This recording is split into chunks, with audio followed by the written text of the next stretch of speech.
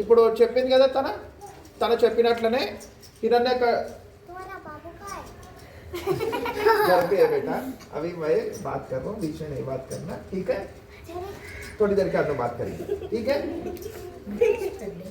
నవ్వొద్దు తను అడగడం తప్పు కాదు, నవ్వొద్దు. అయితే తనుశ్రీ చెప్పింది కదా, ఏం చెప్పింది? ప్రహ్లాదుడు, హిరణ్యకశ్యపుడు, హోలిక అని చెప్పిందా? సరే, హిరణ్యకశ్యపుడు అని చెప్పేసి ఒక రాజు ఉండేది. ఆయన ఏంటిది, తపస్సు చేసి బ్రహ్మతోటి వరాలు పొందిండు. ఈ భూమి పైన గుమ్మం లోపల కానీ గుమ్మం బయట కానీ ఎవరిగిట నన్ను చంపలేరు, ఆకాశంలో కానీ భూమి పైన కానీ ఎవరిగిట చంపలేరు అన్న వరం పొందిండు. పొందిన తర్వాత ఏం చేసిండు, ఇంకా మొత్తం ప్రపంచాన్ని మొత్తం నేనే, ముల్లోకాలన్నింటినీ కూడా నేనే పరిపాలించాలి, దేవతలు కానీ గ్రహాలన్నీ కూడా నా కంట్రోల్లోనే ఉండాలి, నా కంట్రోల్లోనే అంత స్థితిగతులన్నీ నడవాలి అని చెప్పేసి అహంకారం పడ్డాడు. సరే, వరం ఉంది, వరం ఉన్నంత మాత్రాన ఏంది, వరాన్ని నువ్వు సద్వినియోగం చేసుకోవాలి. ఇప్పుడు మన దగ్గర బలం ఉంది, బలాన్ని ఒకవేళ మనం సద్వినియోగం చేసుకుంటేనేమో మంచిది. సద్వినియోగం చేసుకుంటే రోడ్డు మీద పోయి కొట్లాడినాం అనుకో, ఏమైతే పోలీస్ కేసు అయితే పోలీసు వాళ్ళు తీసుకొని లోపల కూర్చోబెట్టేస్తారు. సింపుల్ మాట. అయితే అదేవిధంగా హిరణ్యకశ్యపుడు అహంకారంతో విష్ణుకు పూజించొద్దు, ఇంకా నేనే దేవుడిని, ఇంకా దేవతలే లేరు, దేవుళ్ళే లేరు, ఇంకా ఎవరు లేరు, నన్నే పూజించాలి అని చెప్పి ఒక స్ట్రిక్ట్గా రూల్ తీసుకొచ్చాడు. స్ట్రిక్ట్గా రూల్ తీసుకొచ్చిన తర్వాత ఏమైంది, వాళ్ళ భార్య ప్రెగ్నెంట్ ఉంది. ప్రెగ్నెంట్ అయినప్పుడు ఆమె విష్ణు ఒక భక్తి బాగా చేసేది, విష్ణు భక్తి చేసేది కాబట్టి ఆమెకి గర్భంలో నుంచే తన శిశువు అనేది విష్ణు భక్తుడైపోయాడు తన గర్భం నుంచి. అంటే తల్లి భక్తి చేసేది కదా, తల్లి గర్భావస్థలో ఏది చేస్తే అదే నేర్చుకుంటారు. మనం లాస్ట్ టైము శివాజీ జయంతి అప్పుడు కూడా చెప్పినాం కదా, చెప్పుకున్నాం కదా, రాజమాత జీజాబాయి ఏ విధంగానైతే చదివింది, ఏ విధంగానైతే ఆమె అధ్యయనం చేసింది, మహాభారత రామాయణ ఇతిహాసాలు అధ్యయనం చేసింది, దాని ప్రకారంగానే ఛత్రపతి శివాజీ మహారాజ్ పుట్టిండు అని చెప్పుకున్నాం కదా. సేమ్ అట్లనే హిరణ్యకశ్యపుడి భార్య ఉంది కదా, ప్రహ్లాదుని వాళ్ళ తల్లి. అయితే ఆమె అట్లే విష్ణు భక్తి చేసింది.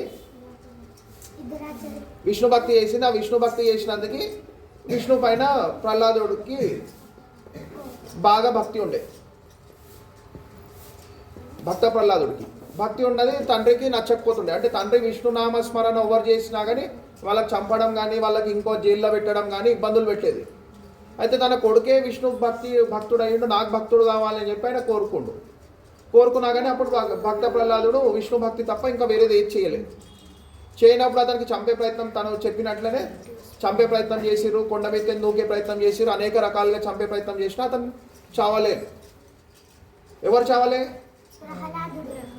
ప్రహ్లాదుడు చావలే. ప్రహ్లాదుడు చావనప్పుడు ఏం చేసిరంటే తన సోదరి అయినటువంటి హోలిక, ఎవరికి సోదరి? హిరణ్యకశ్యపుడికి సోదరి అంటే ఏంటిది? చెల్లెలు. అయితే తన చెల్లెలకి చెప్తాడు, నీకు వరం ఉన్నది కదా, నీకు అగ్నిగిట దహింపజేయదు కదా, నీకు వరం ఉన్నది కాబట్టి కట్టెలతోటి పేరుస్తాం, పేరు చేసి మంటను పెడతాం, అత్త ఒడిలో మేనల్లుడు కూర్చొని అగ్ని స్నానం అని చెప్పి చెప్దాము, నువ్వు అగ్ని స్నానంలో నువ్వు జయించగలుగుతావు, నువ్వు ప్రాణాలు ఏమి కోల్పోవు కదా, నీకు వరం ఉంది కదా అని చెప్పేసి అత్త ఒడిలో కూర్చోబెట్టేసి నిప్పు పెట్టేస్తే ఏమవుతుంది, వాళ్ళ అత్త కాలిపోతుంది. కాలిపోయి ఏమవుతుంది, యాష్ అయిపోతుంది, బూడిదైపోతుంది. కానీ ప్రహ్లాదుడు ఏమవుతాడు, బతికి బయటికి వస్తాడు. ఎందువల్ల బతికి బయటికి వచ్చిండు అంటే అతను లోపల ఉన్నటువంటి భక్తిభావం ఏదైతే ఉండే, విష్ణు పట్ల ఏదైతే తన కమిట్మెంట్ ఉండే, తనకి ఏదైతే విశ్వాసం ఉండే, నమ్మకం ఉండే, అవి నమ్మకం ప్రకారంగా తన భక్తితోటి తను జయించగలిగిండు. అంటే మృత్యుని సైతం జయించగలిగిండు భక్తి ద్వారా. అదే అహంకారం వల్ల ఏమైంది, హోలిక పరిస్థితి కాలిపోయి ఏమైంది, లాస్ట్కి బూడిదైపోయింది.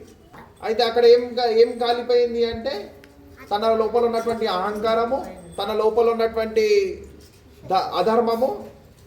ఆ అధర్మం వల్ల ఆమెకు వరం ఉన్నప్పటికీ అగ్ని దహింప చెయ్యది అని చెప్పి వరం ఉన్నప్పటికీ కూడా ఆమె కాలిపోయింది. అక్కడ కాలిపోయి ఏమైంది, బూడిదైపోయింది. అదే భక్తి, సత్యము, ధర్మం ఉన్నది కాబట్టి ప్రహ్లాదుడు బతికిండు.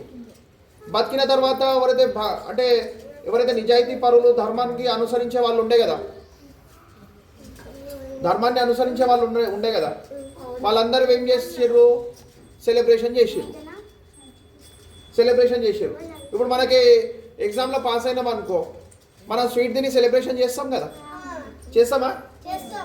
అదేవిధంగా అప్పుడు రంగులతోటి, అంటే రంగులు భిన్నమైనటువంటి రంగులు అన్నీ కూడా ఒకటి కావాలి, భిన్నమైనటువంటి అభిప్రాయాలన్నీ కూడా ఒకటి కావాలి, అందరూ ధర్మ మార్గంలో నడవాలి, అందరూ భక్తి మార్గంలో నడవాలి అని చెప్పేసి హోలీ పండుగ అనేది ప్రారంభమైంది.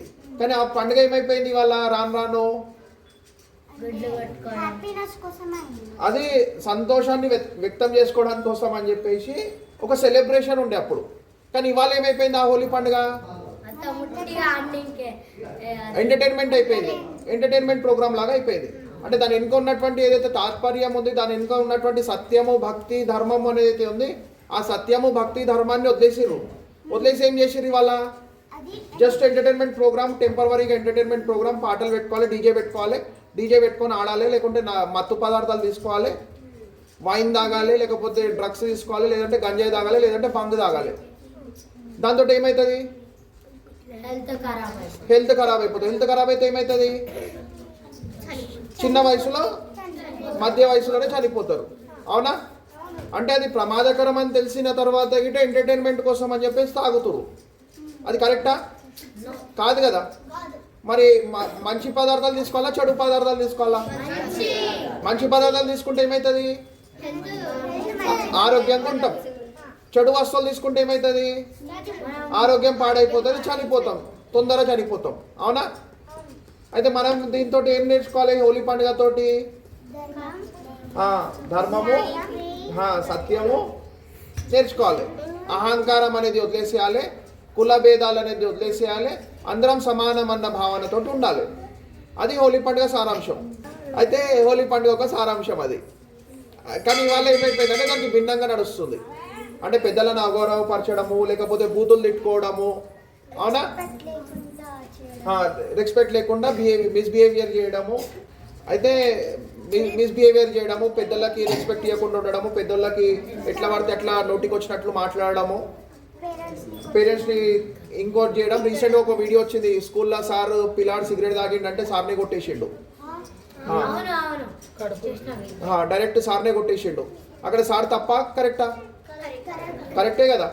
అంటే తన భవిష్యత్తు బాగుండాలి, తన విద్యార్థి భవిష్యత్తు బాగుండాలి కాబట్టి సార్ చెప్పిండు అక్కడ. కానీ విద్యార్థి ఏం చేసిండు? రివర్స్ కొట్టిండు. అది కరెక్టేనా? కాదు కదా. అంటే ఆ విధంగా అవుతుంది పరిస్థితి. అంటే అట్లాంటి పరిస్థితులు మనకు రావద్దు అంటే మనం ఏం చేయాలి? పెద్దలను గౌరవించాలి, పెద్దలు చెప్పిన మాట వినాలి, రెస్పెక్ట్ ఇవ్వాలి, చెడు అలవాట్లకు మనకు పోవద్దు. సరేనా? వీర్ సావర్కర్ అని చెప్పి పేరు విన్నారా ఎప్పుడన్నా? వినలే కదా. ఒక్కసారి విని ఉంటావు. అయితే వీర్ సావర్కర్ పేరు జనరల్గా వినరు, ఎందుకంటే మనకు వినిపించే పేర్లు ఒక 3-4 పేర్లు మాత్రమే వినిపిస్తాయి స్వతంత్ర సమర యోధులే. అయితే వీర్ సావర్కర్ అని చెప్పేసి ఒక గొప్ప స్వతంత్ర సమర యోధుడు ఉండే. ఆయన ఒక రచయిత ఉండే, రైటర్ ఉండే. రైటింగ్స్ ద్వారా ఆయన పోయట్రీ ద్వారా ఆయన వీర్ సావర్కర్ గారు అని చెప్పేసి ఒక స్వతంత్ర సమర యోధుడు ఉండే. ఆయన ఒక పోయట్ ఉండే.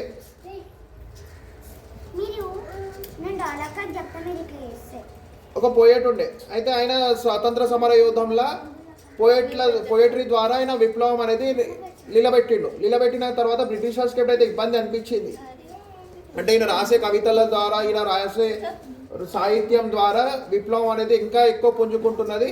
అయితే ఈ సాహిత్యాన్ని బ్యాన్ చేయాలని చెప్పి ఫస్ట్ బ్యాన్ చేసారు.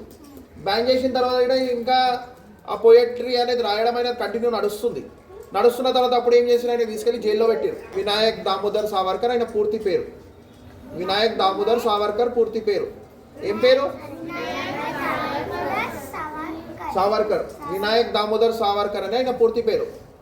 అయితే ఎప్పుడైతే బ్రిటిషర్స్ తీసుకొని జైల్లో పెట్టారు కదా, జైల్లో పెట్టిన తర్వాత జైల్లో నుంచి కవితలు రాయడం మొదలుపెట్టిండు. ఆయన జైల్లో ఉన్నా కానీ బయటికి కవితలు పోతున్నాయి, విప్లవం అనేది అట్లే ఇంకా పుంజుకుంటుంది. అప్పుడు ఏం చేసారు? ఆయనకి పనిష్మెంట్ ఇచ్చారు తెలుసా? మీరు చెప్తే ఊహించారు, అంత క్రూరల్గా ఇచ్చారు పనిష్మెంట్ ఆయనకి.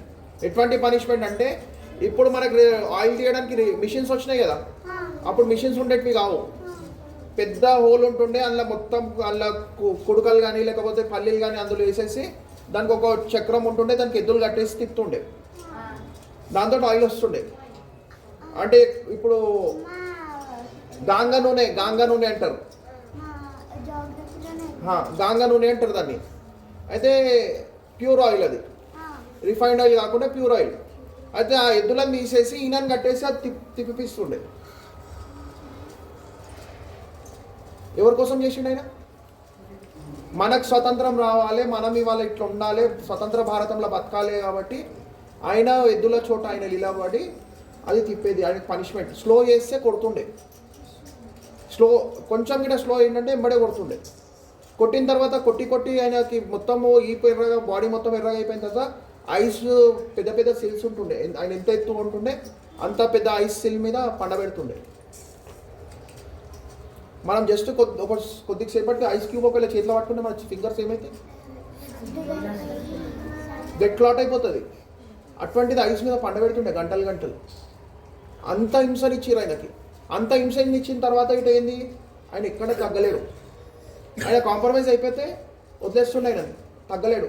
తగ్గకుండా అట్లే ఉన్నాడు, అట్లే రెగ్యులర్ నిరంతరం చేసాడు. దాని తర్వాత లాస్ట్కి ఏం చేసిండంటే అండమాన్ నికోబార్ ఐలాండ్, దాని మధ్యలో జైలు ఉంటుంది. అండమాన్ నికోబార్ ఐలాండ్ మధ్యలో జైలు ఉంటుంది, చలి ఎక్కువ అక్కడ. అయితే అక్కడ ఏం చేసిండు, ఒక 3 ఫీట్ వెడల్పు, 3 ఫీట్ హైట్, దాంట్లో ఆయన అంత చిన్న దాంట్లో ఆయన లోపలికి వేసేసారు. డార్క్నెస్, అందులోనే ఉండాలి, అందులోనే తినాలి, అందులోనే అన్నీ చేయాలి, మొత్తం అందులోనే. ఇంకా వేరే ఖైదీలతో మాట్లాడడానికి ఇవ్వకపోతుండే, గోర్లు తీసేసిర్రు, అన్నీ చేసిర్రు. అయినప్పటికీ ఎక్కడ తగ్గకుండా ఇంకా ఆయన విప్లవం అనేది ఇంకా పెరుగుతూ పోయి లాస్ట్కి గోడల మీద గోర్లతో రాసిండు. ఆయన పెన్ని ఇవ్వకపోతే గోడతోటి గోడల మీద రాసిండు. అవి ఇంకా పట్టుకుంటాయి అక్కడ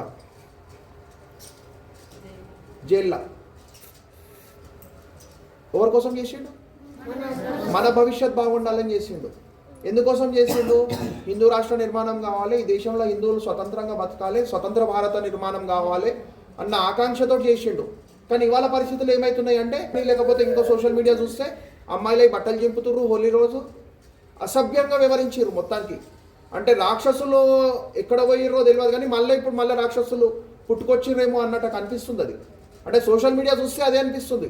మళ్ళీ రాక్షసులు పుట్టుకొచ్చిర్రేమో, అన్న చెల్లెలు, వద్దిన, అమ్మ అన్న భేదభావం లేకుండా అమ్మాయిలే బట్టలు చింపడము, తీసుకుపోయి బురదలు వేయడము. అంటే ఇంకా అమ్మాయిలు రేపు పొద్దుగాల హోలీ పండుగ అంటే భయభ్రాంతులకు గురి అయిపోవాలి, ఇంకా ఆడొద్దు హోలీ పండుగ. అటువంటి వ్యవహారం ఇలా మన దగ్గర చేసిర్రు. అంటే మన హిందువులే వాళ్ళు, ఇంకొవరు కాదు. అంటే పండుగలాగా కాకుండా ఒక కషి తీర్చుకునే, ఆక్రోషం తీర్చుకునే పరిస్థితి ఇలాగా చేసిర్రు. కరెక్టేనా ఇది? కాదు కదా. రేపు పొద్దున మీరు పెద్దగా అయిన తర్వాత మీరు అట్లా చేస్తారా? చేయొద్దు కదా, తప్పు కదా. రెస్పెక్ట్ ఇవ్వాలి కదా. మన అక్క కానీ చెల్లెలు కానీ ఎవరైనా ఒక అమ్మాయి ఉంది అంటే వాళ్ళకి రెస్పెక్ట్ ఇవ్వాలా, ఇవ్వద్దా? ఇవ్వకుండా ఇట్లా చేస్తే కరెక్టా? అంటే వాస్తవంగా చెప్పాలంటే నేను దేవుడి గుడిలో కూర్చొని ఉన్నా, అటువంటి వాళ్ళని దేవుడి గిట్ట క్షమించాడు. ఎందుకంటే మన పూర్వీకులు ఎంతో కాపాడి, ఎంతో కృషి చేసి, ఎంతో హింసలను భరించిన తర్వాత ఇవాళ మనం ఇంకా హిందువులుగా మిగిలి ఉన్నాం. అటువంటి సనాతన ధర్మంలోకి వెళ్ళి ఇటువంటి విధర్మం ఒకవేళ వచ్చిందనుకో, అంటే విధర్మ సంస్కృతి వచ్చిందనుకో, వికృత చేష్టలు వచ్చినాయి అనుకో, వీళ్ళే మొదటి శత్రువులు అవుతారు. అంటే ధర్మానికి పాపాత్ములు ఇంకో రాక్షసులు కాదు, వీళ్ళే రాక్షసులు. అంటే ఈ విధంగా వివరించిన వాళ్ళు. అంటే అటువంటి పరిస్థితులు అవుతున్నాయి. కాబట్టి అటువంటిది ఎక్కడైనా మీకు మిస్బిహేవియర్ కనిపించింది, వెంటనే రెస్పాండ్ కావాలి, మీ పేరెంట్స్కి చెప్పాలి, ఖచ్చితంగా చెప్పాలి. ఎక్కడైనా మిస్బిహేవియర్ ఎవరైనా చేసిందంటే చెప్తారా? చెప్పకుండా ఉంటారా? చెప్తారు కదా. ధైర్యంతో చెప్పాలి, పేరెంట్స్కి చెప్పాలి. అక్కడికక్కడ ఎవరైనా మీతో మిస్బిహేవ్ చేస్తే ఎందుకు చేసినావు ఇట్లా అని అక్కడికక్కడ నిలదీయాలి, అక్కడికక్కడ ప్రశ్నించాలి. ప్రశ్నించకుండా మీరు సైలెంట్ ఉన్నారనుకో, ఎదుటోళ్ళకి ఇంకా ఛాన్స్ దొరుకుతుంది. చేస్తారా? గట్టిగా నిలబడతారా? ధర్మాన్ని ఆచరిస్తామా మనము? మన పండుగలను మనం పండుగలాగానే చేసుకోవాలి కదా. ఏదో మత్తు పదార్థాలు తీసుకొని, వైన్ తీసుకొని, ఇంకోటి చేసి అసభ్యంగా వివరించడం అయితే మన పండుగలు కాదు కదా, మన సంస్కృతి కాదు కదా, మన ఆచారాలు కావు కదా, అవి కావు కదా. నెక్స్ట్ టైం నుంచి ఏ పండుగ వచ్చినా కానీ మనం మన పండుగల పైన జాగ్రత్త ఉండాలి, సరేనా? అంటే అట్లాంటివి చూసి మీరు అట్లా నేర్చుకోవద్దు కాబట్టి ఈ విషయం చెప్తున్నా. అంటే ఇప్పుడు రీల్స్ చూసినప్పుడల్లా అవి వస్తాయి మీకు జనరల్గా. వస్తాయి అవి. వచ్చినప్పుడు ఏమవుతుంది, మీరు ఇన్ఫ్లుయెన్స్ అవుతారు. అట్లాంటి ఇన్ఫ్లుయెన్స్ మీరు కావద్దు కాబట్టి చెప్తున్నా ఈ విషయం. సరేనా? మనం ఇంకా ప్రసాదం తీసుకుందాం.